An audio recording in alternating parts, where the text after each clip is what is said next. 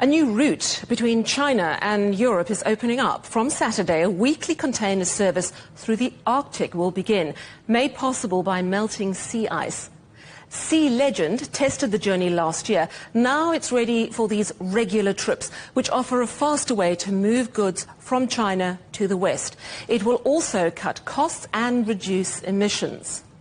The Ice Silk Road will run along Russia's northern coast, linking Ningbo on China's east coast with Felixstowe on the east coast of the United Kingdom. The test journey took just 20 days. That is around half the time it takes to ship goods between China and Europe via the Suez Canal.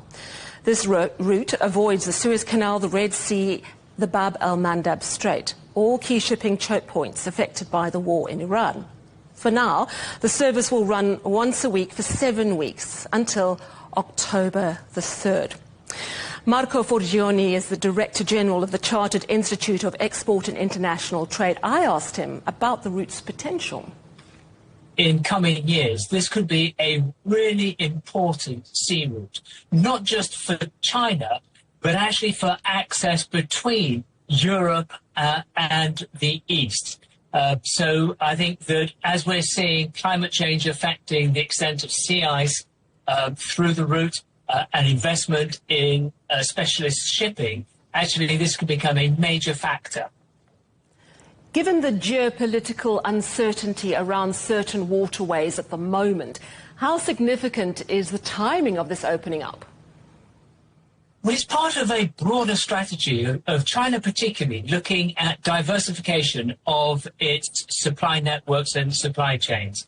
In addition to the work that's going into the opening up the Arctic, the Northern Sea route, the polar Silk Road, as China is calling it, there's also huge investment in what's known as the Middle Corridor, which is the multimodal route through the Caspian Sea. So it's clear that China sees access to its markets as being constrained currently by geopolitics and is investing heavily to open up alternative routes, avoiding those choke points in geopolitically sensitive areas.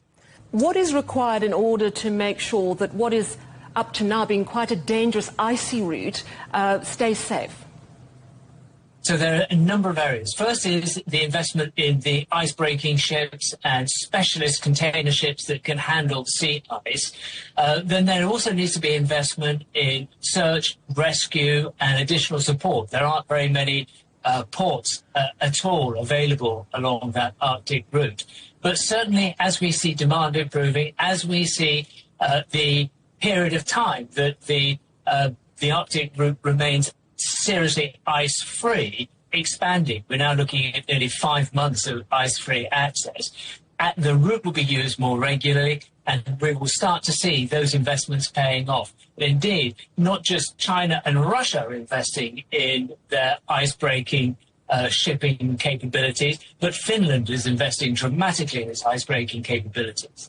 Of course, it's an environmentally sensitive area as well. What controls are in place to make sure that it stays protected? Well, the International Maritime Organization has set rules, particularly for transiting around through vulnerable areas, particularly through the Arctic.